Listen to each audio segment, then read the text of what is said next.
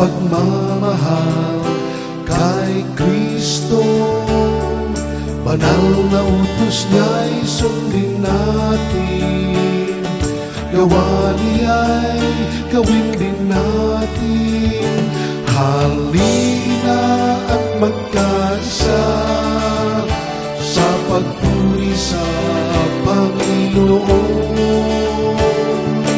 Mag-alay ng panalangin at ngalan niya'y sambahin. Magsama-sama tayo sa pagtataguyod ng pagmamahal na inutos sa atin ng Panginoon, ang magmahalan sa isa't isa. Halina at magkaisa sa pagtataguyod ng pagmamahal. Pagmamahal sa kapwa-tao'y atin nang isagawa.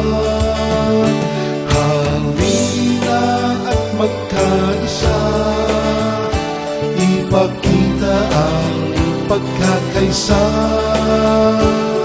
Itayo natin ang Kristiyanong kapitbahayan sa ating puro. Magsama-sama tayo sa pagtataguyod ng pagmamahal na inutos sa atin ng Panginoon, at magmahalan sa isa't isa.